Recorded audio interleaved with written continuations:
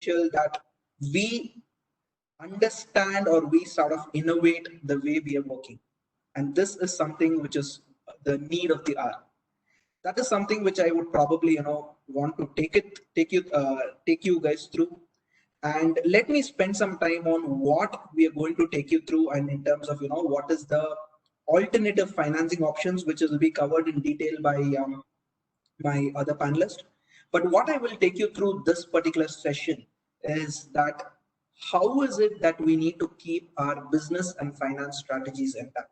So that is something which I'm going to quickly take you through. And there's a brief about me. I'm basically a practicing chartered accountant, but I specialize in transformation, assurance, technology, and that's where I found a huge amount of passion. Let me quickly head into the subject without much of delay. The first and foremost, which I would probably want you to take you through is, directly what are the strategies for my business? We all are aware that this time is created is one of its kind. Never in the history of mankind anybody has actually come across this thing. A virus which is invisible has kept it has kept all of us in our homes, has kept all of us grounded.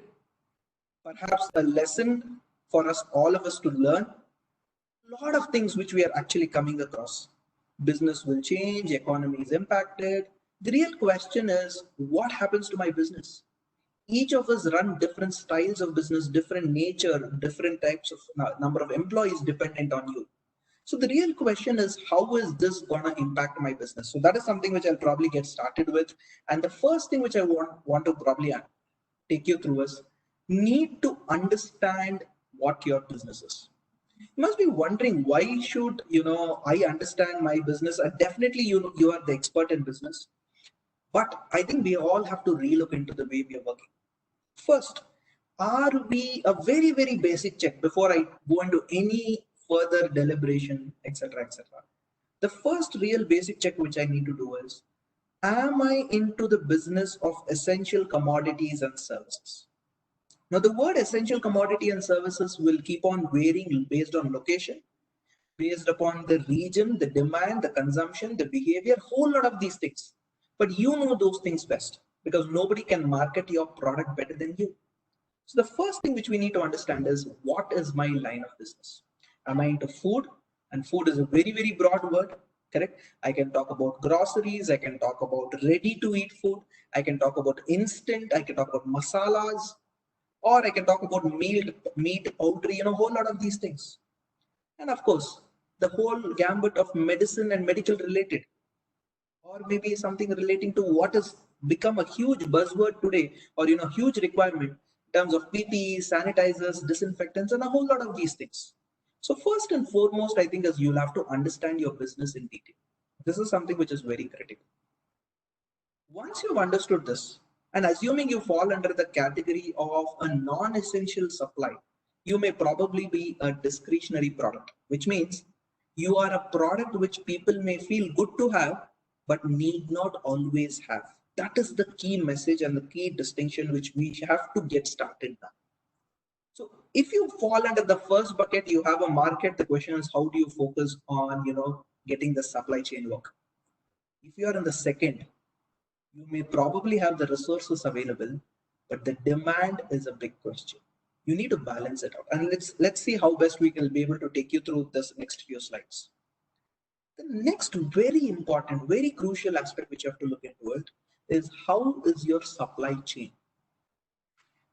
And this is very critical, because there are some set of people who have a linear supply chain, A, B, C, D, that's it. I have a manufacturer, then there's a wholesaler to probably a smaller wholesaler, and then finally it comes to you as a retailer, and you're sending it to the end consumer, or maybe you're manufacturing it and further. So you have to seriously understand where you fall into the supply chain. If you are in the manufacturer, and assess what is the problem in getting the raw material. Is the raw material adequately available? If the raw material is available, is my supplier or all these people intact? Or assuming even these people are there, I'm going to the next line of the story. When I go to the next line of the story, is my supply chain willing to, or rather, is my customers accepting my product? Is it a necessity of the day? A whole lot of these things will have to be assessed. Assuming you're into real estate, this is going to be a challenging time. because nobody is going to go ahead for a housing based solution, at least for the immediate short term. But what is it that they will definitely go? You can think through on alternate methods, which I'll probably take you through industry specific. I'll give you a few examples. Second is a method of supply chain called as the network, where it goes to B, B goes to C, C goes to D, D goes to X, comes to back to Y, and then it comes to you. You know, it's a mixed. It's not a linear. It's not a straight. There are multiple players involved. And these sort of supply chains have got huge amount of risk, especially you're bringing in products. The products is going to so many channels, correct? And every time this product goes through, if it is stuck somewhere from there to here, is going to be a big challenge. And today, transportation is one major issue. I'm not sure how many of them have, noted it. Many of these very, very large players, including the MSMEs, including the large MNCs, beg your pardon, the MNCs, they have huge amount of stock with them, but they are not able to push it out. I remember reading a news article where a noodles manufacturer, he said, I have enough stock of noodles to supply to entire India, but I'm not able to push it through. So these are interesting challenges which we are looking into. The third thing which you should, other than the fourth thing we should rather spend some time to understand is, am I into a product or am I into a service? Very critical exercise. Now, this will ensure that what type of service you are dealing with, whom are you going to deal with, and how is it that you're going to render the services on this facility. When you're into a product, a whole lot of manufacturing setup is necessary. When you're into a service, may not be. You may still have the provision or the flexibility of working from home unless your service requires that sort of a dedicated workforce place, etc. Then the next thing which you have to look into is capacity plan. Most of us are aware that none of the businesses in India work on 100% capacity for various reasons. Because if you have to work on 100% capacity, there should be demand for it. And today we are talking about an era where demand itself is sort of, become very, very low for the next, and it's expected to be that way. So the real question is, how do I plan my capacity? How do I try to assess that? And that is where, my dear friends, I think you should focus on understanding what should be my capacity at which I would manufacture. Do I just go with 30%? Do I just go with 40%? Understand my fixed costs and other things. Then a very important message. I seriously have to look into the geography of my business. When I use the word geography, I'm referring to two things. One is the place where I'm manufacturing. Second is the place where I'm going to sell. Today, your products, if it is of good QC checks and of good standard, the world is very happy to accept products. People are seriously looking into alternatives outside a few countries. This is going to open up new trade possibilities, which means you have a whole new market to cater. But let's say on the flip side, do I have the number of people required to manufacture? And today we all know as a country we are facing a major issue, and that's the issue of migrant labor. So can I shift my production base from the place where I am to a place where the migrant labor is actually residing? These are new strategies which you have to look into, because the way people are going to come forward, for various reasons, the labor has lost to some extent confidence in coming back to industry or coming back to the cities and urban areas. So when people cannot come to urban, can we as a setup go into the rural market? And that is where I think we have to seriously look into. So these are the questions which business owners should ask themselves and see how best they can try to address. This is the first part where I'm trying to say you need to reassess your business. The second piece of the cake is need to spend time in analyzing cost. Not too sure how many of them have had the liberty or had exercised the freedom or perhaps made it deliberate to go through your typical cost sheet or your balance sheet and P&L account. Do not look into profitability or a cash flow and just say, hey, you know what, I'm profitable, I have cash rich and I'm going ahead, or I'm deficit. No, I think it's time we try to assess each and every type of cost. And what are the broad type of costs? We have what is called as the direct cost, which is your material, labor, expenses such as power, fuel, various things which are absolutely essential for the product to come into existence. Of course, if you're in the service sector, probably you might have majorly is only to do with, labor. When it comes to indirect cost, a whole lot of these things, what is popularly called as overheads, is actually being used. Not sure how many cases many of the firms are actually finding it extremely difficult to just meet the indirect costs such as rent. Interest is becoming a burden. I have a whole lot of these non-cash expenditure amortization, but the only consoling factor is that it is non-cash, so I can be fairly safer, but it's going to be impacting my profit. And this is where a very simple exercise we need to keep in mind, and that is called the knowledge of understanding what your contribution is. A contribution in the terms of an academic perspective is the amount which you have earned, sales minus your variable cost. The amount which you have earned, which is basically sales as reduced by your variable inputs or variable costs. That surplus, if you have, is that surplus enough to recover your fixed cost? If that surplus is able to recover the fixed cost, my dear friends, we are in profitable position. But today's reality is I do not have the funds or I do not have the resources to recover that surplus. Forget about surplus. Am I at least able to meet my fixed costs? And if the answer is yes, there you have your solution, or there you have your optimum production quantity. Try to focus in such a way where your production quantity or your production value or your supply, your sales, whatever it is, at least bare minimum is trying to focus on your fixed cost. In fact, a little later probably I'll be covering in those in detail, but I think it's time we should convert these fixed costs into variable costs. Probably speak to your landlord saying that, rent, I cannot pay a fixed commitment. Give me a flexibility. I'm going to give you based on my output, based on my production. This is a classical thing which you can do, especially restaurants, highly recommended. Because today, of course, it's subject to you and your landlord coming into consensus. There's a whole lot of new things to be coming to picture. But I think we need to seriously reassess, can my fixed costs be pushed into variable costs? If my fixed cost is being pushed into variable cost, I have a whole possibility of ensuring that my cost to some extent is recovered. Because fixed cost, basically what happens is, come what may, you are forced to pay, whereas a variable cost is purely based on output and certain other factors. At the same time, one very important strategy for MSMEs is that a whole lot of these MSMEs are actually using their own personal assets for the business. Many a times, these personal assets are not recorded as business assets. Many a times, they are not considered as a capital investment. I think you have to relook into it. Can I bring in those assets as a capital?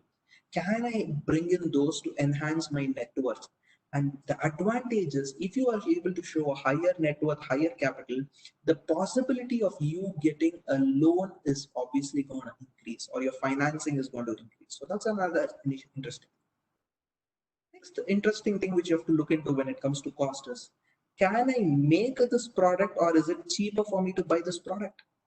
It is okay if your business is getting downsized. You have to survive today. Profitability is a luxury in today's market. The most important thing today is survival. If you're able to survive for the next 3 months to 6 months, or perhaps over a year, I'm sure the future is very, very bright. But it's only that question of the transition between this phase to the next phase that is what is basically a very a questionable thing. So trying to reassess, can I make it instead of buying it? Is it going to be fairly cheaper? Or let's take another reverse scenario. Does it makes a lot of sense for me to buy instead of me just making it? You need to look into a lot more factors. If you're trying to bring in goods from various places, you may have travel restrictions, state to state restrictions, district to district restrictions. My goodness, correct? On the other end, can I do these works in-house versus outsource? Now, typically a job work, I'm giving it to somebody to get it done. Can I get it done by myself? I remember cases where, you were in a particular state, you used to export it, or rather, export it from a GST angle, or rather from a state, you used to push it to another state. From there, you used to get the work fabricated, modified, job work done. And from there, it used to move to a third state. So you can see managing moving goods within a city itself is becoming difficult. How do I manage to take it through multiple states? Which means you need to figure out, are there alternative options available? And this is going to become a key important aspect. And understand whether do you have alternative options. Next, look into your budgets. I think this is something which you have to critically examine. Our budgets, unfortunately, are being made once upon a time pre-COVID era. And in fact, today we are going to look into three eras. Before COVID, which is BC, DC during COVID, which is where we are, and AD after death of COVID, correct? Or probably ADC. That's the era which we are going to look into. So how do I manage my BC era will no longer work during, DC and AD during COVID and after death. I need to reassess these items. So, probably look into budget, start from scratch, zero-based budgeting techniques. All these things have to be looked into. Do not forget to include the cost, or your cleanliness, your sanitization cost, your loss of productive hours. Earlier you thought that out of 8 hours of a labor work, probably 7 hours or 6 hours were productive. Today that's not going to be the case. You are going to have loss of productivity because you're going to have social distancing, you're going to have a whole lot of these precautionary measures, scanning, precaution, cleanliness, a whole lot of these things are going to change. In fact, it is recommended after every shift, you need to sort of sanitize these equipments. So these are all going to be increased costs. So these are all going to become your normal costs or your normal expenses or your normal losses. You need to some extent transfer this burden to the end consumer. Let's look on the very important principle, conserving cash. Conserving cash, the need and importance of cash has never been understood as better than this situation. Liquidity has become a most important thing across the value chain. You feel that you need to have more and more liquid funds, which is fantastic, which is agreeable because you need to meet your expenses. But on the other end, by just merely holding cash, your supplier is going to be impacted, and likewise the entire chain is going to be impacted. While I understand there is going to be a significant amount of time, but what we should definitely look into is try to optimize my working capital. Can I go for a reduced inventory? Can I sort of dispose of all these inventory, buy minimal inventory only? Can I avoid stocking up? Can I defer my payments to the payables so that my working capital is enhanced? Or perhaps can I have shorter working capital cycles so that I tell everybody, hey, you know what, within 10 days I'm going to receive from my customer, within 10 days we're going to do that. And many times what we as MSMEs probably fail to notice is the operation cycle. My debtor may probably give me within a span of 60 days, whereas I have to pay to my creditor in 45 days or maybe even 90 days. Can I bring a uniform standard, 15 days, 20 days? This is the price, this is the cash discount. I think cash discount is going to be a major difference. Renegotiate with your vendors, renegotiate with the partners, especially discretionary spends. I think we'll have to relook into it. Reduce or sometimes increase the batch size so that you can achieve an optimum cost, and you have to do a whole lot of these trial and error. Perhaps consider taking these interesting benefits which the government has given, in terms of MSME loans, in terms of schemes, payments, deferments, etc. And I think the government recently clarified, if you have any outstanding with public sector units, etc., those are going to be cleared within a period of 45 days. Up to 200 crore worth of procurement is going to be given priority for MSMEs. All these things are going to be no doubt going to be beneficial, but it's going to take some time. So I think we need to focus on short-term strategies. At the same time, probably relook into my marketing strategy, because I used to spend a whole lot of these money in terms of marketing. Can I convert my marketing into a variable based model, a distribution based model, a network sort of a based model, where people refer my products, where companies refer my products, where your workforce or your employees refer your products? Or forget that, can the so-called migrant laborers who are sitting somewhere else, can they market your product? These are all interesting things. You would be surprised, for this BFSI industry requires a lot of these people's agents who can refer it to the banking and banking sector. I was told in the last 3 months, or the last 3 weeks, the number of agents who have registered with themselves for referring these, various innovative products, and referring to banks, and sort of getting a commission out of them, has increased 3 to 4 times. Why? Because a whole lot of these migrant labor are gone into those places and they do not want to come back for various reasons. So now comes an interesting question. Can I now ensure my rural capacity, rural demand is enhanced? How do I bring in more liquidity? How do I pump in more number of goods? Can they act as my marketing agents? These are all things which we'll probably look into it. The next very important strategy, the need to be digital. In fact, this COVID-19, you would agree, has clearly separated two, the men from the boys. It's clear indication that those who have a robust technology-based systems are able to survive. While I understand that not everything can be driven through technology, there is a necessity for manual, there is a necessity for people to be there, but an attempt I think we should seriously start. Start from your basics, accounting, inventory, processes, your operational work, whatever it is, try to bring in digital. I understand work from home is not an option for everybody. In fact, we will discuss about work from home strategies and people management. Enhance your online presence. I think that's very critical. Try to make the best use of social media. There are a whole lot of these portals available where you can market your product. I'm not sure how many of them are aware. The government of India itself has got 3 to 4 MSME marketing platforms. Just visit MSME India website. You will find a whole lot of these initiatives. Probably, from starting from marketing, so starting from networking, starting from a data bank, searching, all of these are actually there. Next, see how best you can actually adapt and adopt to e-commerce. This is the reality of today. And I'm sure you have read at least about 3 to 4 weeks back, or maybe a little lesser than a month, you would have read that Facebook has planned to put in a strategic investment into Geo.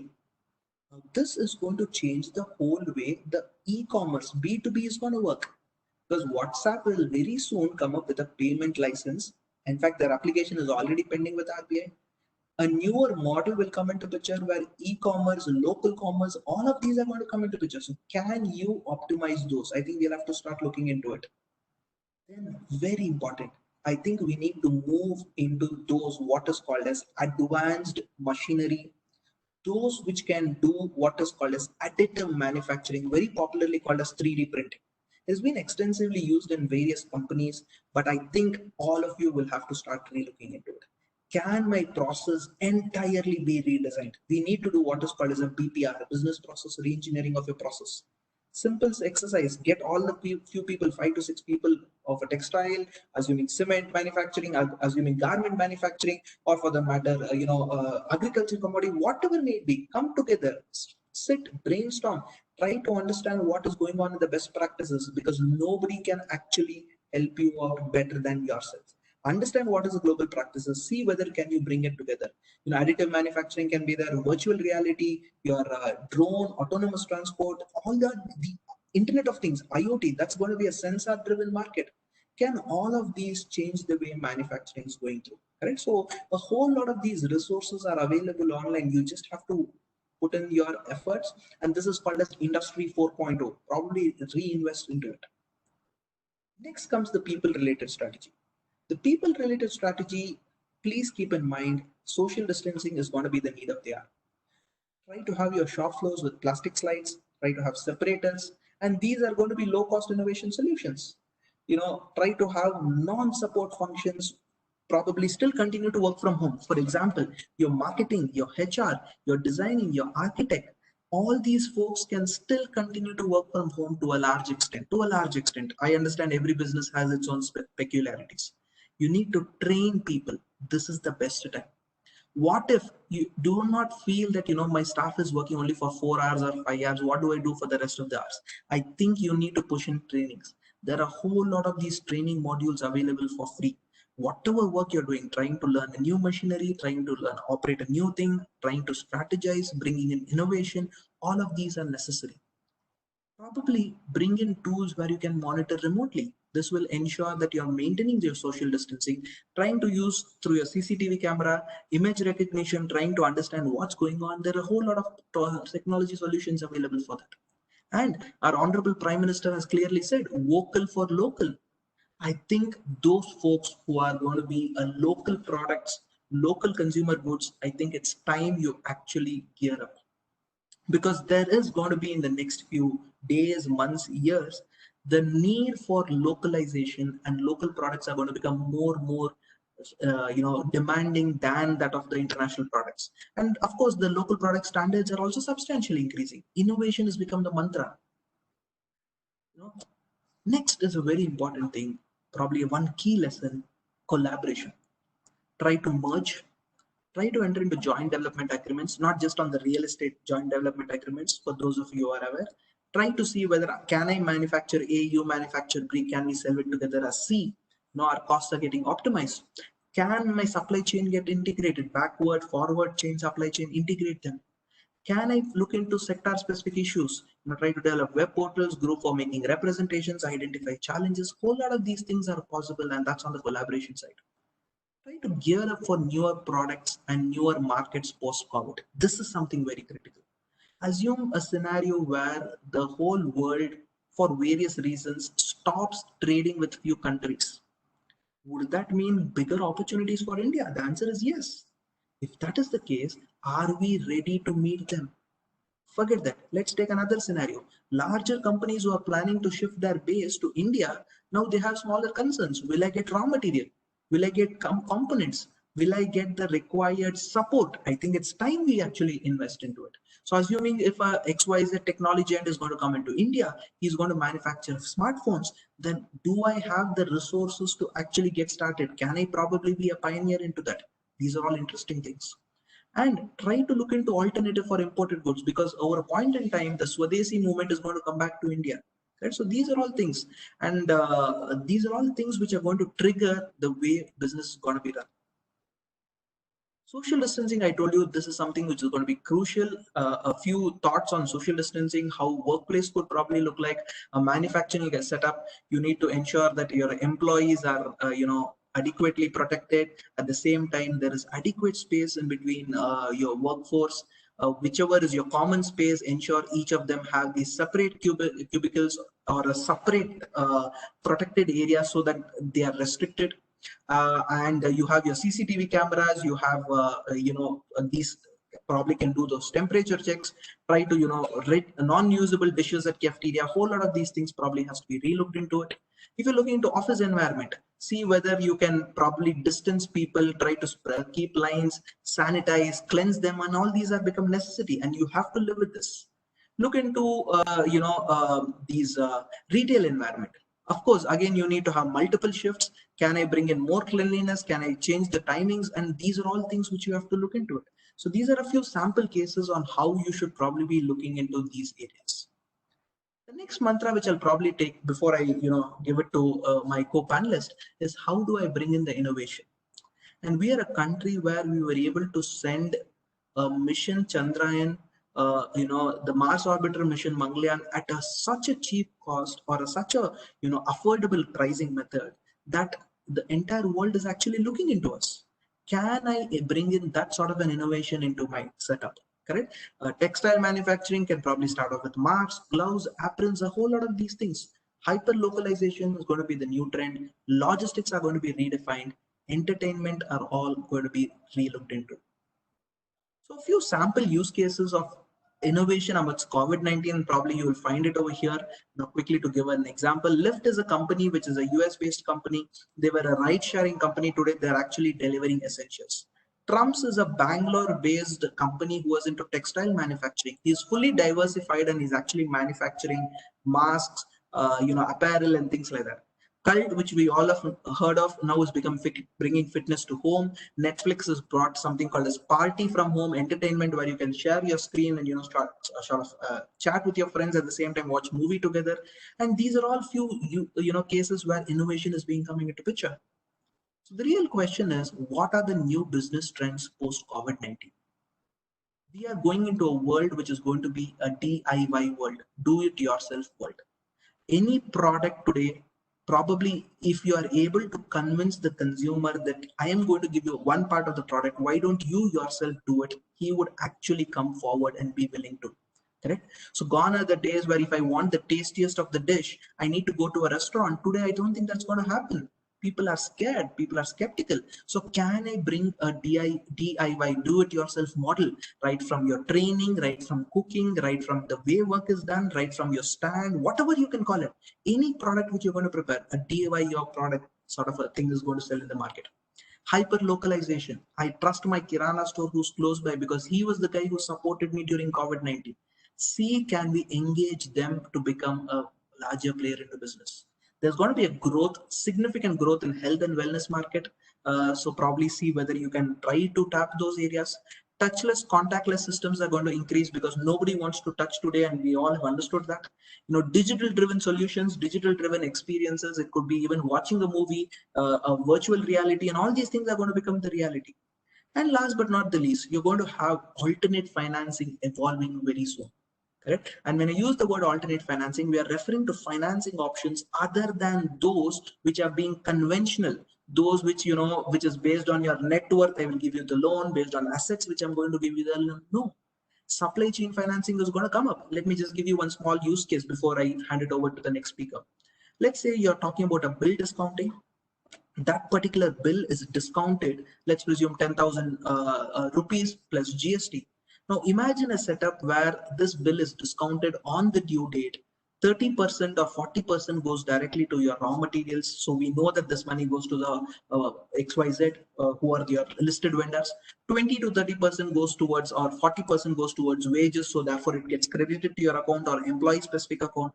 10% goes towards a discretionary spend. It comes into your bank account, and that 18% automatically gets transferred to the government. We're talking about a setup like this, which will very soon be possible. And we're talking about technologies like blockchain, which is going to come up into finance. And these are going to be a whole lot of innovation. Second, bill discounting. RBI has come up with what is called as a trade platform, correct? Something which you have to go ahead and explore. A whole lot of these opportunities. Supply chain financing is one wonderful avenue where financing is possible. Transaction-based financing are very important. This is where I said tomorrow's financing methodology is not going to be based upon your past asset. It's going to be in the pattern in which you're going to deposit cash or collect cash.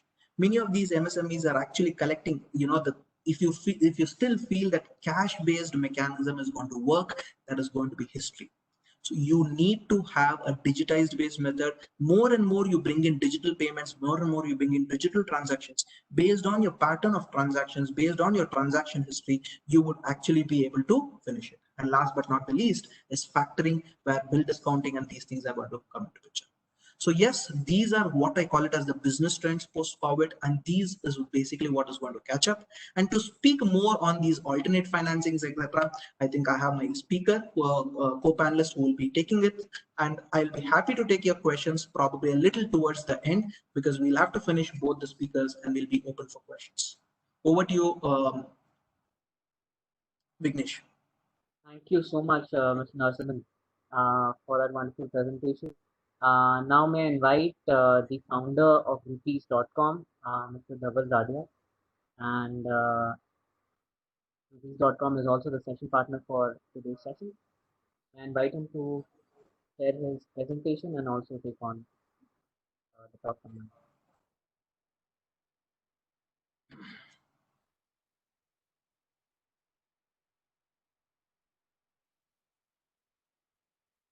Am I audible? Yes, Mr. Radia. Great. Thank you so much, Vignesh ji, Vivek ji, Yashodhara ji, and entire set of CAI team for this opportunity to speak to the dignitary members on this platform which is for alternative lending and other business financing strategies. Thank you so much, Narasimhan ji, for the insightful session. One of the point he said digital. Yes, digital is the way to go. Today marriages are being conducted on digital platforms. So I'm sure we can conduct some of our business activity. If marriages can be, digitized, so should many of the business activity and financing to a major extent. So I think yes. Coming straight to the point, I request please if I can share my screen. Yes, I have. So, I'll be sharing my screen quickly. And coming straight to the point in terms of, what today, what I want to say. So I'm sure, while, few things are already covered in terms of strategies, I would like to highlight, in terms of, few common mistakes when it comes to, not the business aspect, I'll be focusing on the finance aspect and, what their implications could be, and it's, I think, time we start correcting those because avenues are available. We will be discussing, what all avenues we have created, which can, help SMEs and businesses to come over this thing. So few of the common mistakes are either underestimating or ignoring the need for financial and data analytics, right? So what we do is we usually don't give much of the importance when you know while doing business. I am sure generally promoter are way too busy in terms of managing various aspects of business, but this is one aspect which should not be ignored because it has an implication which could be the concentration risk or financial risk, concentration risk on the number of customers, or the concentration on some kind of geography. Of course, sales profit are overrated, cash flows are underrated. That means, less emphasis is being given on cash flows, and understanding working capital cycle. So the results are that while our books are flourished with profit, but we are short of cash and liquidity when it comes to, managing day-to-day payments and, other liquidity issues. So that's important that we not only chase profit, but also see that how cash flows can be, made better in terms of faster recovery, calculating unit economics and all those things. Balance sheet management is, I think, perhaps the least prioritized activity when it comes to, MSMEs and most of the, business owners. And some of the common mistakes are like, getting non-preferring equities, infusion of capital in the form of debt by promoters, non-business related transactions like investment in real estates or mutual funds being done and from the books of accounts of our business. So these while certain are good avenue in terms of this thing, but it's time that we keep our business aspect and the personal aspects separate, and don't use our regular books of accounts for doing all these activities, because ultimately it creates a poor balance sheet which leads to subpar rating and high rate of interest. So it has other implications you generally nobody talks about, and it's being ignored. And lack of understanding of products like off balance sheet loans and other alternative lending solutions, which will be covering that how those alternative options are available. Because if we are not if you only focus on traditional way of raising funds, either secured, unsecured, collateralized from the bank or traditional NBFCs, we will definitely fall into the trap of loan financing trap or financing burden, or it will create a huge asset liability mismatch. Perhaps one of the example is we start using our CC facilities for buying a machinery which we should not be doing it. All these things are kind of mistakes which we done. Then even when we go for raising some funds or for the loans, what we usually do is we rely so much on non-professional DSAs and unauthorized person, or only relying on the relationship manager of the banks who have vested interest of giving them their own products. We usually ignore cost of loans when it comes to cross-selling, processing fee, advance EMI, impacting our cash flow. So, all these are, multiple problems, and it has an implications in terms of, either our data is being compromised when we share with unauthorized person in the most, I will not say illegitimate way, but in a most crude manner of, handing over our physical files or sharing data on the mail, right? Because then the data gets leaked, and it is an implication, from a competition's perspective, our data getting compromised, multiple loan and multiple inquiries for loans, creating, poor credit score. And, a few other like, and last mistake, or, I would like to highlight is, multiple entities for tax planning and unnecessary non-business transactions, going through this thing. So I am sure, we traditionally in India have this habit of creating multiple entities. While, it was okay from, certain tax regimes perspective, but as far as after the implementation of GST, none of these is necessary, because what it does, it cannot establish your business stability and business strength. Why? Because we have many average books or many average books of accounts versus one strong book and one strong balance sheet, right? Which ultimately deteriorates our overall strength of the business. So I'm sure all these common mistakes can be avoided, and if we start using the power of business analytics, right, this can be avoided. And one way is the virtual CFO platform which is being created on this, and we will talk in later slide in this regard, right? Let's also look into some of the factors which is important to understand is what leads to the lending decision from a bank or an NBFC's perspective. So whenever a lender lends us, what basically is he looking for, what they do look for. It is not that since we are doing business for 10 years we are eligible, we have good financials, so we're eligible. So the multiple factors, right, from industry to segment to demographics, to know, of course, financial strength, repayment history, how have been our repayment history of old loans, and what kind of limit has been utilized, and how have been our conduct plays an important role. Our banking aspect, so these are some of the alternate data points which are being picked up.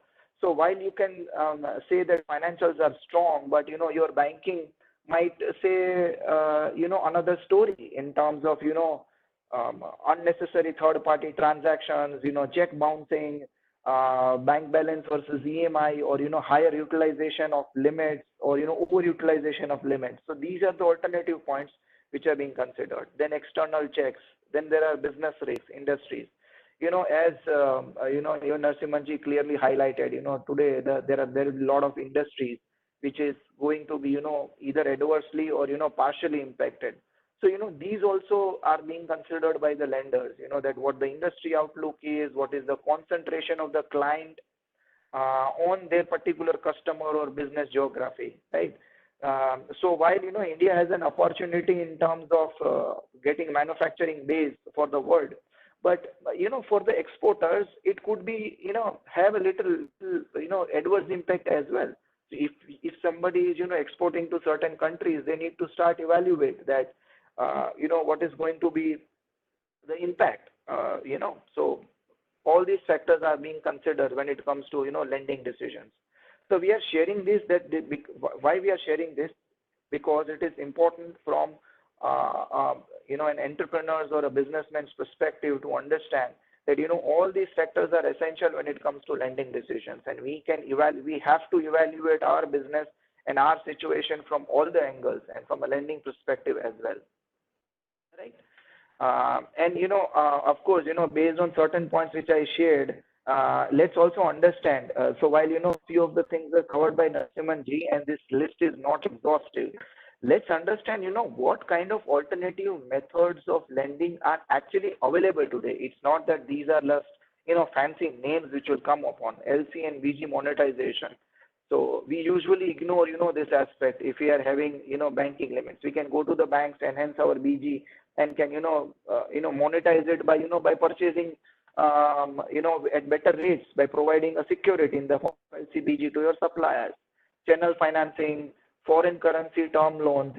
Of course, these facilities are available to the size of certain SMEs, but of course this is available. That especially if you are an exporter, or there are certain portion of export, you should convert your Indian currency loan into foreign currency term loan, which creates a natural hedging for your business, right? And it's much cheaper. We know that the dollar or dollar denominated loans are way cheaper than what we get in rupee terms.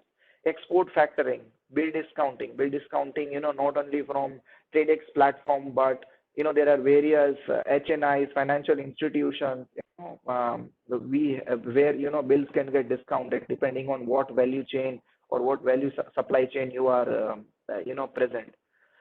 And supply chain financing, as was rightly mentioned nowadays, one such. So supply chain financial is essentially moving away from customer credibility way of underwriting to transaction based underwriting, or a transaction based loan. The loan is given based on transaction and not only on the credibility of the business or the promoter seeing this. machine leasing, a wonderful option of, having a light balance sheet by, leasing option. So leasing versus buy, it has its own benefits of, cash flow, less cash flow now, lighter, asset module and all those things, making our balance sheet stronger in long run. Warehouse lease discounting, other rental, discounting, purchase financing, line of credit, unsecured overdraft facility. The list goes on. I am sure the list goes on. We have created an entire, product out of this. So essentially also understand that, while we think that, there are all the lenders, but not all lenders are, into a similar category. Every lender has their ways and means of, doing and financing. Here is just an example of, a few that, what kind of, category, like, what kind of category A lenders look like, category 2. So when I say category, these are not some kind of substandard lenders, but these have been categorized based on kind of risk appetite they have, and also the kind of loans they are giving, either for some specific product or even to some specific industries. They have certain way of underwriting the things which could be high underwriting risk versus low underwriting risk. So these are how they have been categorized. Categorized is not essentially the which says that they are subpart or subprime lenders. No, that's not the case, right? So why it is important that we are discussing that that certain mistakes are being done, and why we are saying that the alternative lending solutions are reasonable. Fair enough, fair enough. But what's the solution? What are we going to do about this? That's where we come into the picture. So Rupees as a lending platform, we have not only created on-demand lending platform, but we have created virtually a virtual CFO platform which an SME can start utilizing it, can understand their business from the 360-degree angle, improve their profile, improve their credibility, and make sure that they have a robust, better analysis, analytical power, and balance sheet. Right? So not only today, but even in the future, when you go for loans or when you want to raise some either debt capital or equity capital, as the situation might be, you will not have to rework your balance sheet your books of accounts and financials at that point in time. Start preparing it for now, right? So I know that lending is required right now, and of course it is necessary, but as the business is ongoing process, so is the raising capital is an ongoing process. So start preparing for right now. Before going into this thing, I would like to share that when it comes to the report which we are talking about, what kind of insight and SME can avail by just coming on the platform. We will discuss what are ways and means of getting this. So this is a very sample report which we create and generate once we have data from the SME, which helps SME in terms of understanding what their businesses are, what the key risk factors are they well diversified, how is their financial doing, or what are the financial trends, right? In terms of understanding key financial ratios and start correcting those ratios at this moment. Of course, you cannot go and change the history, or you cannot change the past what has happened, but you can start correcting. But the first step is to understand our financials and our business. Not only from a finance perspective, also understand that it is important to this thing. So again we are sharing that the kind of technology we have put in place in terms of having.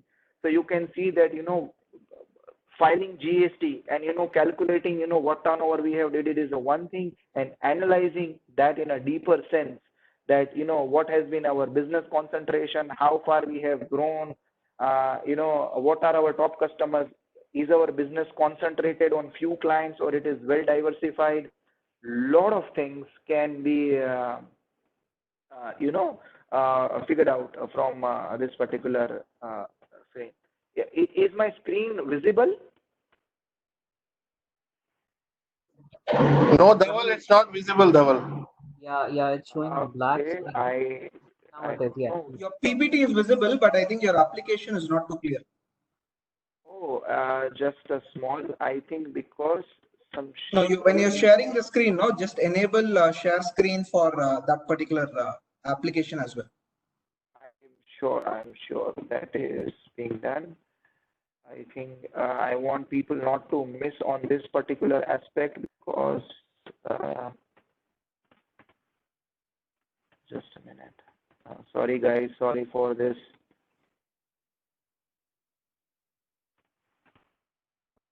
Okay. Okay.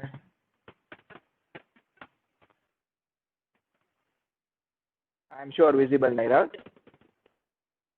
Yeah, now we can see the PDF file.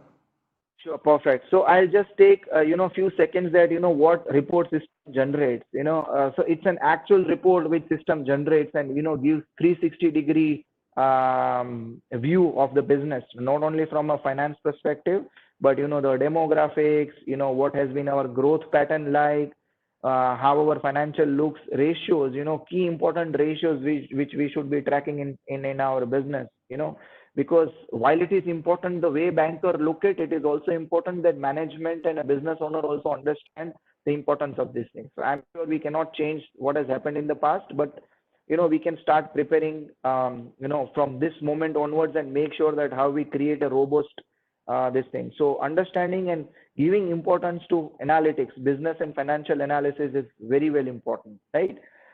See, again, so these are the technology innovations which we have done directly or through, some, APIs available in the market. Filing GST is one thing, but, understanding the GST pattern over a period of, 12 months to 18 months is a separate thing. So, the beautiful report which shows that, how has our turnover been in terms of, from a GST perspective, the increase and decrease of number of customers, total number of invoices. So this will, make us realize that are we, doing something right, wrong? Because business growth is not only about the growth in just turnover. Okay, there are various aspects which should not be ignored. Has my number of customers increased? Has my invoicing value increased? Right?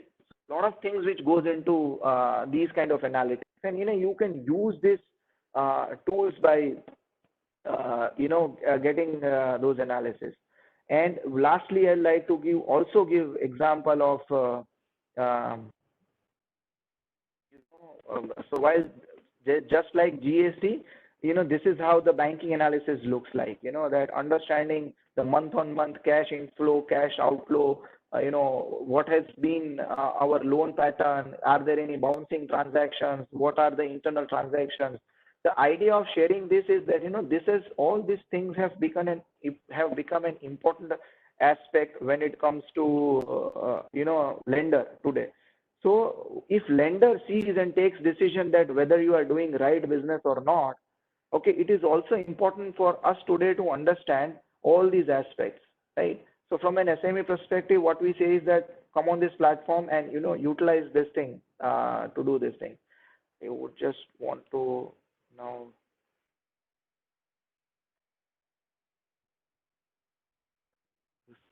share.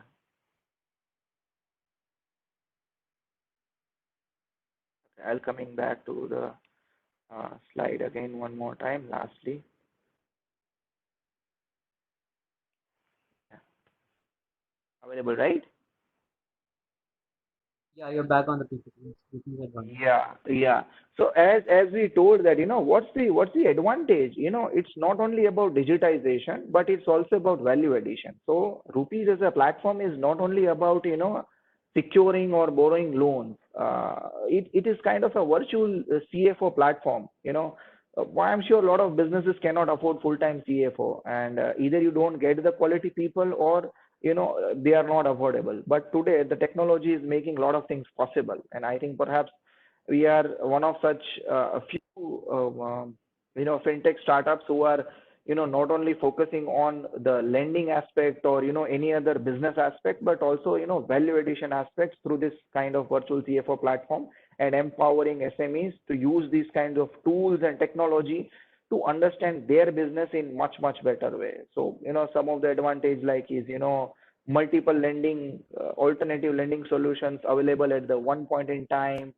Complete digitization ensures security of your data and security of the transactions, your reports which is happening. we have invested quite a lot when it comes to security and creating this platform. It's like real-time updates, insights, experts advice, track your loan application when you want to. So how it becomes and truly on demand, because if your data is available on some platform in a very, very structured manner, and not today, but perhaps 2 months or 3 months or 6 months down the line, when your business is growing or there are certain business financing need, you can just click a button and start availing this. You don't have to wait for months to understand that now I need funding and where am I supposed to go. Okay, so start embracing this kind of technology and all those things.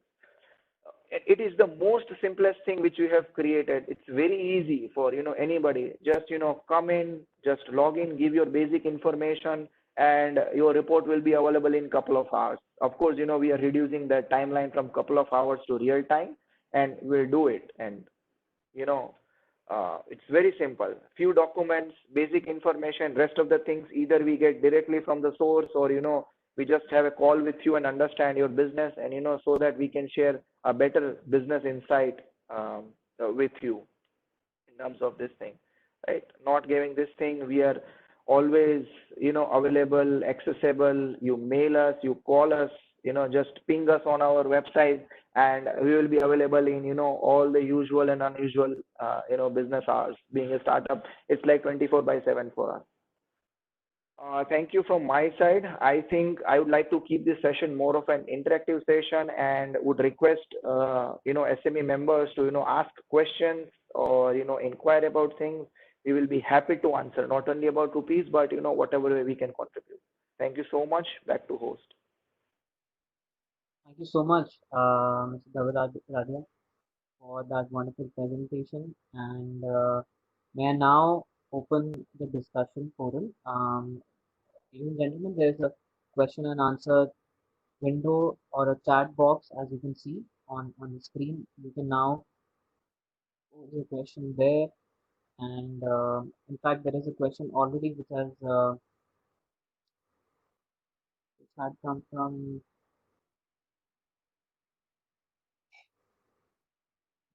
Mr. Arun Gagar. Okay. He's asking, they're a partnership firm, 3-year-old registered in MSME engineering services and turn around 10 crores. Can we get Okay. a loan like of an amount without collateral? We're providing engineering services to leading industry units. Yeah, it's definitely possible to have a loan without collateral, not only in a traditional way. As I mentioned, it is also on an alternative way. Also, it is available depending on what kind of business Arunji is, what kind of supply chain preposition he is in. So not only unsecured working capital loan, but some kind of overdraft facility, bill discounting, purchase financing can be definitely available from. It is possible. In fact, there are quite a few which we are already doing. So perhaps we are a few of those platforms right now who have been integrated with lenders, large private sector lenders as well. And we are able to serve SME in this difficult and, time as well, when there is social distancing and, no physical traveling or physical, papers are being exchanged. It's complete digital. Right. It's possible. Sure, Mr. We'll be Arun more than happy to share for their specific requirement. May I also request him to get in touch with us or any of our member present here, and we will be not only general terms, but we would like to answer their specific needs and requirement as well. That is very kind of you, Mr. Gagar. Mr. Gagar, you can certainly reach out to us or to the team or any of the panelists here. Mr. Nitin Shah is asking, ours is a steel foundry supplying to valve and pulp OEMs who in turn to oil and gas mainly. How do you feel the market in the next 6 to 9 months? Whether export will increase due to great nature for China? This question is both to Mr. Radia and Mr. Nasim. Sorry, come again, Vigneshji. I think I missed. Your voice was cracking, so I just missed. So I just he's heard a- oil and Mr. gas. Shah, yeah, Mr. Shah is asking, how do you feel the market in next 6 to 9 months? Whether China export will increase due to rate nature for China? Whether export will increase due to rate nature for China? Sorry. Exports from India to China. Hello. Yeah, sorry for that. My voice is breaking, I guess. Yes. I'm so sorry for that. Vignesh, if I may be permitted to Yes, please. take that. Yeah, so I think the question is more on how would be the impact on terms of OEMs who are actually sort of supplying it to oil and gas industry and things like that. Would the market change in the next 6 to 9 months? Would the so-called hate for China or things like that, will it increase the domestic demand? So that's basically the question. So if I may probably add my thoughts on it. So the way it looks like is we do not know how the world supply chain is going to shape up. But what I only see the positivity is that in the Indian market would definitely be benefited. Whether it's because of hate or what, I do not know. But I definitely see opportunities which is going to come up. But it's a question of time. At the same time, we should be in a position to be relevant tomorrow. If I'm still running a business model which is of age-old, stone age, it may not be relevant because my international customer or international company is looking at a different solution altogether. So, Mr. Nitin Shah, I would probably say that yes, there would be definitely options, but I think we are in this until that scale up happens. I think we have to rejig our portfolio, relook into it, how we are working, etc. Dhaval, if you want to add anything, please go ahead. I think no. I think fairly answered. Frankly speaking, perhaps not only us, but nobody is in a position to say that how market will behave in next 6 to 9 months. Okay, nobody knows, and I think we are the least of that expert. But I think, as rightly said by Narasimhan, that if you are futuristic, so I am sure. See, certain industries will be impacted. Oil and gas. I cannot say that it has a long-term impact because of lot of alternative fuel and electric vehicle kind of this thing. But yes, I think in short term, specifically for next 3, 4, 5 years, barring this 8 to 9 months, it definitely has. But if you are into that business from a long-term perspective, you definitely need to start diversifying and looking for other opportunities and avenues, so that you are better off when even the worst case come from that industry perspective. It will of course take off, because one way to look at it is when we come out of this COVID thing, most of the governments and economics worldwide will push for the demand factor, and when the demand factor is being pushed either through more supply of money or a lot of other relaxation, tax relaxation everywhere worldwide, people will start consuming. And once the demand increase, of course oil and gas also plays a bit role in that aspect. So from a 2, 3, 4 years perspective, yes, it's not a problem, but from a long term perspective, diversification is good to have.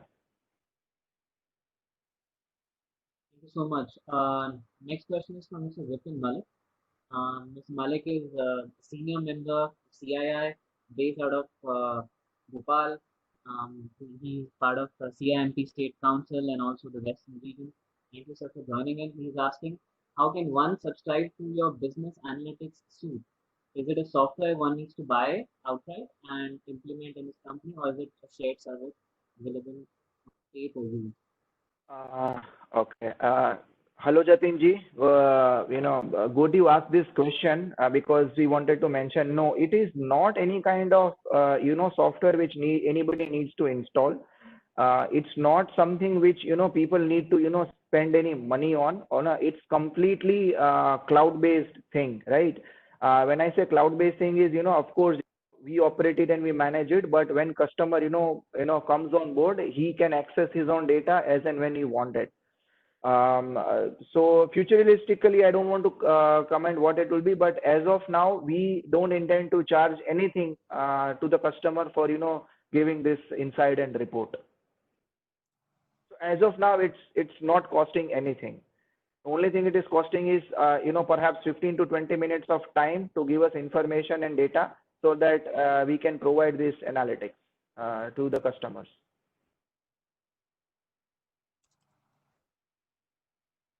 Right. Thank you so much, Mr. Malik. I hope answers your question, sir. Mr. Devang Maheshwari is asking, can you tell about the rate of interest scenario going current on, like in unsecured export financing, other products that can help in export financing? In terms of the export financing is way cheaper than what we raise in India. It usually ranges from around 6% to 9% per annum, including all the cost of insurance, because usually export factoring is non-recourse based. Non-recourse based means this is that for example, if your customers don't pay you, it is already covered under insurance, and the lender will recover it from the insurance. So the costing is much cheaper, where no collateral security is required. You can get a higher limit of even up to 1 million or 1.5 million dollar of thing, depending on how much turnover you do, and it costs on an average between 6 to 8% per annum. Mr. Indranil Aich, another CIMS and council members, is asking, how do you help customers with evaluation of assets who require a loan against equipment or property? See, we definitely help. See, while evaluating asset is not something which we do, because if the purpose is to require loan against that property or equipment, most of the time lender will have their own arrangement for that. So even if we do valuation, our valuation report will not be valid. So good that yes, in terms of generalized, we can say that this particular equipment or asset is mortgageable, and you can hypothecate it and raise loan. But valuation from the lending perspective should lay with the respective lender only, because even if we do, they are going to do that.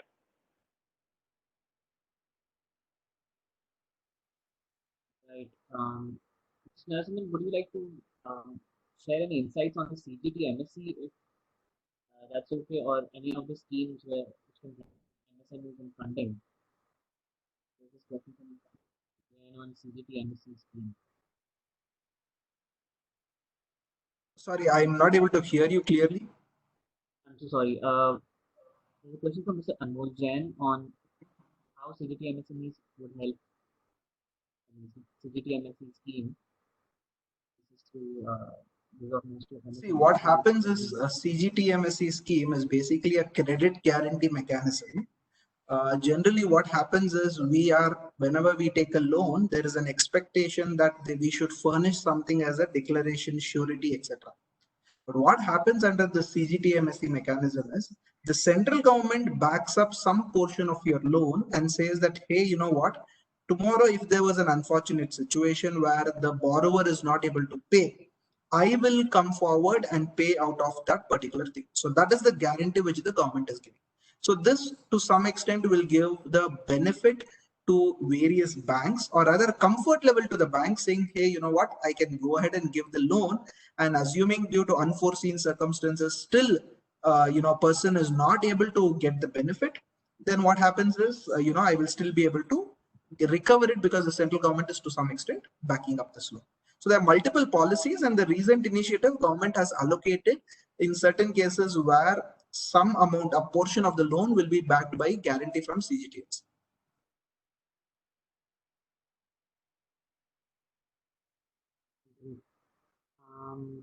We do have some questions coming in. I would request if Mr. Vikram Malik sir, would you like to unmute you, and would you like to just unmute you? Would you like to take the questions by yourself? You can ask that verbally. Vikram Malik sir, if you can hear us. Hi. Thanks, Vignesh. My question was to Dhaval Radia. I wanted to know whether this company Rupees was also advising on foreign forex transactions. You see, as in terms of the exports receivables, it becomes a little tricky for SME, which does not have a dedicated officer taking care of the foreign exchange transactions, and one is always using the shared time of an accountant or an accounts executive, or else one or the CEO or the owner's own time to take a judgment on whether it's the right time to buy, sell, or hedge. The banks, though, would have given a limit in terms of foreign exchange to to a SME who is an exporter, but they usually do not go into the advisory services. They do claim that they are into advisory services, but does rupees can they take up, or do they have the expertise, and can they take up clients on maybe on pay-per-use basis or payment or on a retainership basis, as to advise them that what is the time as business, depending on the analysis of the foreign exchange markets, as to what is the right thing for the SMA to do. Yeah.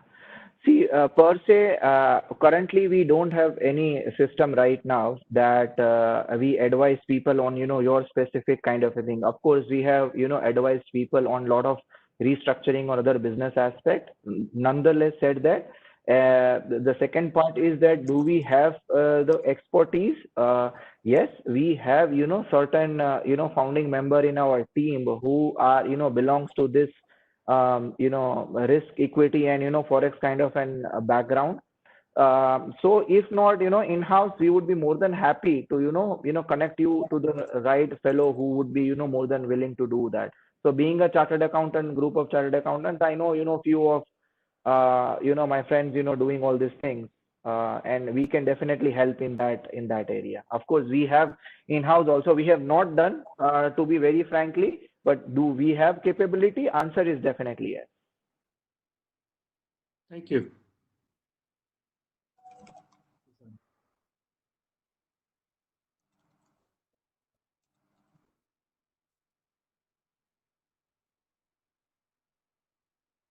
Hello. Okay. Mr. Puneet Khanna is asking, sir, can you please throw some light on borrowing from overseas, since interest rates worldwide is much less? Both the candidates. See, interest on borrowing from worldwide is definitely very less. Okay. As we said that, any dollar or pound denominated loan today, or any foreign currency loan, usually it is dollar, is, way cheaper than this thing. But there are certain aspect to it which needs to be considered when you go for that. That essentially it will depend on your current banker, right? Number one. Number two, it will also depend on what kind of business and what is your size of business, right now, because you need to be of certain size when you say that, you want to convert your, regular Indian denominated borrowing into, some foreign currency denominated loan. You also need to see that, what is the going to be the risk or hedging factor, when it comes to borrowing, because if the dollar moves up, which is moving upward, it could be a major risk. Or if you try to then hedge it until and unless you are an exporter. So usually these kind of loans are good for who is exporting, because they are naturally risk. अगर dollar ऊपर जाता है तो they are safe कि dollar denominated borrowing है, so their borrowing is not impacted. But if that's not the scenario, the hedging cost might take away the sheen of borrowing from overseas. It all depends on your situation and what kind of business and what size of business you're running. Right. Nelson, you may add,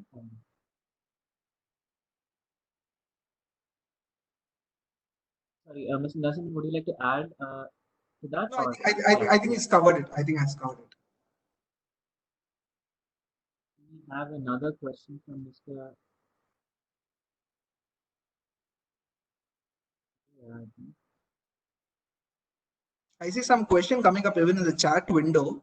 If I could request everybody to post only in the Q&A window, becomes easier for us to track it. Mr. Paneer Selvam Subbaya, he's asking, I do import and export of same item, basic duty component in customs duty, so far not claimed. I am exporting same item, which item I import. Is it possible to claim basic duty for such transactions? How to do? Can you help? See, basically the way customs work is the basic duty is something which you have to pay. You can't claim any credit of the basic customs duty. If you're paying any of these CVD or additional cess, etc., that you can claim the benefit under the GST law. The basic customs duty you cannot claim. So that has to be indirectly factored into your cost.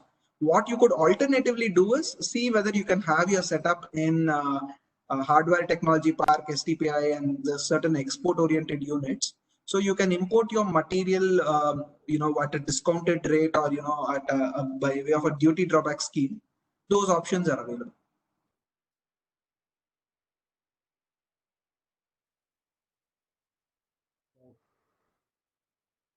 So Paneerselvam just mentioned against export.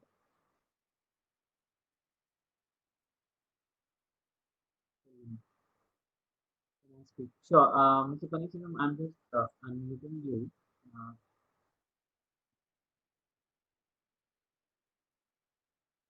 Hello. Hello. yeah, Mr. Paneerselvam, Yeah. I just want to clarify about my question. See, Go ahead, sir. I am importing one item, same item I am exporting. Correct. So in that case, because I am same item exporting, in that case, basic duty, can it be claimed? As I said, sir, the customs law is generally where BCD or basic customs duty has to be paid. You can't claim an input tax credit like how it happens in GST. So your basic customs duty has to be paid. That gets added to your cost. So what you should do is try to keep your location or your place either in a bonded warehouse, or I'm not sure whether you're adding or improvising certain things to your product. If you are doing something like just import and then export, then probably there are some custom warehouses, etc., where you can keep it and you can try to avail the benefit of the custom laws. But if you are doing some sort of a manufacturing or processing modification, etc., then I don't think this facility will be available. Yeah, I am just importing and exporting because I'm doing it locally also. So not much. So it will become a little challenging, sir, because there is no provision as such where you can claim the basic customs duty drawback or so, credit of that, like how it works on the GST. Okay, understood. Thanks, sir. Thank you.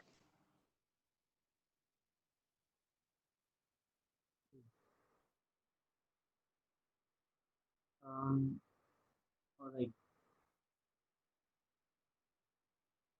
We'll wait for another minute as there are more questions coming in to all the participants. If you query right in the Q&A box, it will be preferred if you can do that on the Q&A box and not on the chat window.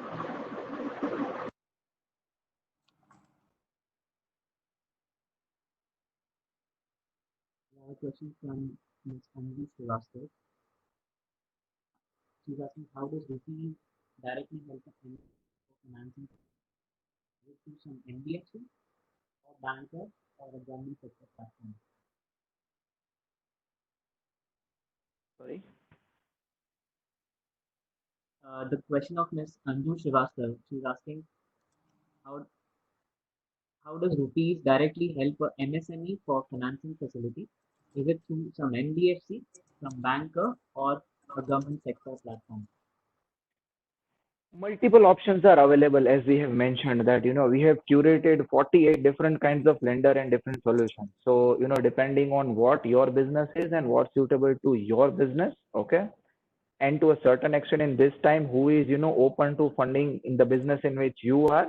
There are options like which is even PSUs, private bankers, NBFCs, and to a certain extent all other alternative ways and means of financing which we discussed. So there are many options in which we connect. So our purpose is that how we can make sure that through this platform, as far as lending is concerned, an SME can reach out to the multiple lenders from a single rupees through rupees directly to lenders, multiple lenders.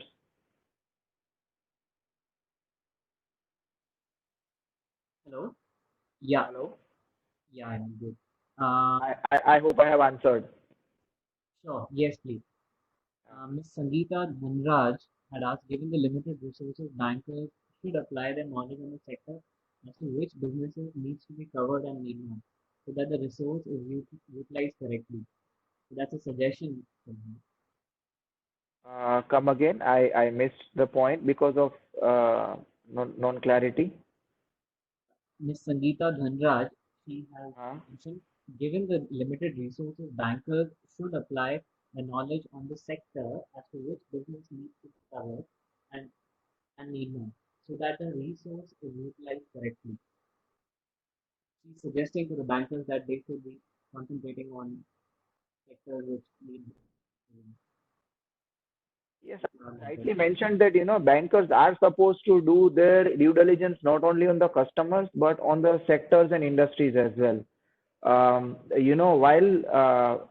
being in this field, I can say that it's not that not all bankers are not doing that, but yes, especially there are a set of bankers who don't care in terms of researching or investing this thing, because usually this bankers have a standardized process. So if I have to give example, say in today's example, perhaps Bangalore as a market, the retail sector of the market in Bangalore perhaps will open up much faster than what will happen in Delhi. It's just an example. I'm not saying that that's going to happen, but if a lender says that no, retail is a no-go segment, then it's no way somebody belonging, somebody from Bangalore is also can access under this policy. So that's a shortcoming.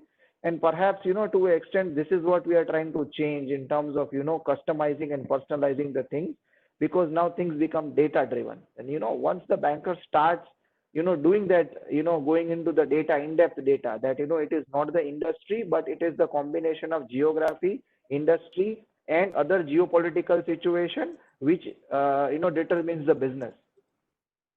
That is what we are trying to do. So while bankers might not have that time, but yes, we are trying to give them these kind of insights through a platform, and that's what the value addition is, not only for the banker but for a customer as well, or borrower as well.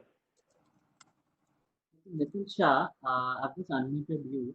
Mr. Narasimhan, if you could answer Mr. Nitin Shah's question.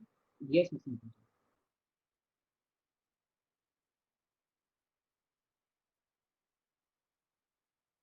I think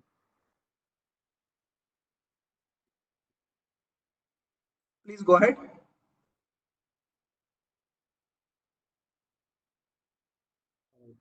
I'll move on to Indranil Aish. Aish, I hope you hear my voice and you to do. If you like to.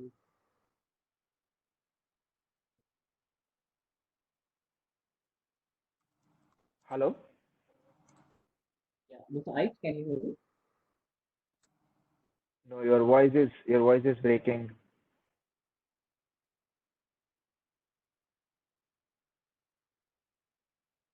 Are you talking of Mr. Nitin Shah's question on government announcing with regard to the additional fund?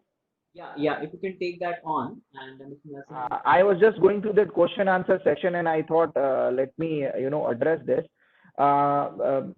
See, Nitin ji, what I can say is that borrowing right is always essential and always prudent. I mean, I'm sure that we Indians have always been prudent when it comes to borrowing. We are not mindless.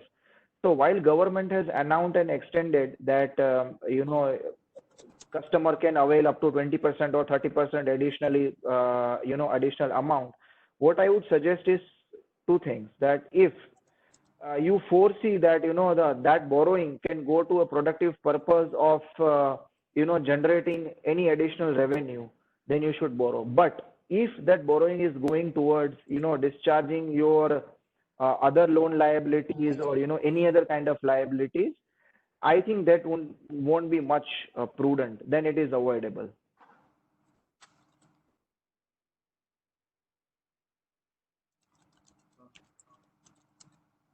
Mr. Narasimhan, would you like to comment on that? I think it's when it comes to this 30%, I'm not sure, first of all, how that 30% has been factored. I think it is the government announcement of initial 10% and the latest 20%. Perhaps that's how the 30% has been calculated. I think this has to be very, very carefully analyzed, because the marginal cost of obtaining that loan is going to be a little higher. And we'll have to look into the bank specific guidelines, because I was told that at least about 9.25% is the borrowing rate. And if it goes to NBFCs, it is at least about 14%. So the real question is, even if I borrow so much, do I have the capability to repay? Point number one.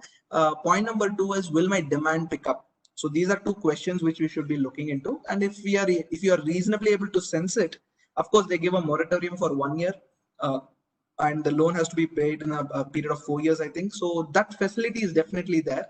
But if your business is in acute need of funds, I think you can go ahead for it. Otherwise, you can look into alternate, investment options or alternate loan financing options, like one which we covered in our session so far. One last question from Mr. Anirudh Kadvekar. He's asking, are there any platforms currently in the market which can add a dashboard and analytics layer using Tally data at the back end? There are. It's possible. Yeah, we have multiple options like that, including Power BI. You have Tableau. These analytical dashboards. I mean, there are so lot of Zoho Analytics. There are a whole lot of these analytical dashboards available. But the real question is whether your data is available in a digital setup. Unfortunately, we think that only accounting data is sufficient, but I think we need to go beyond accounting data. We need to look into processes. We need to look into systems. Do I have my purchase orders online? Do I have my customer supplies online? My GRNs online? A whole lot of these things to be looked into.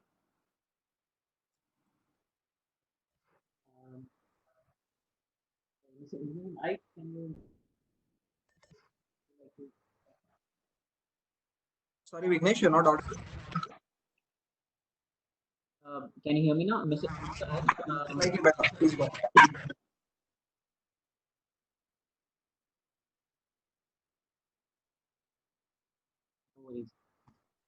I think he's dropped out.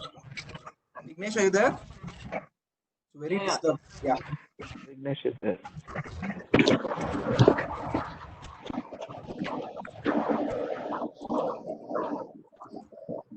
All right. With this permission, panelists, I would now like to session, and if there are some questions which are still there from the participants, I see hand driven. So I'll request if you can just email it to us, and we'll have Mr. Radia and CA Nelson both answering your queries through the mail. And thank you for attending this wonderful session on business analytics and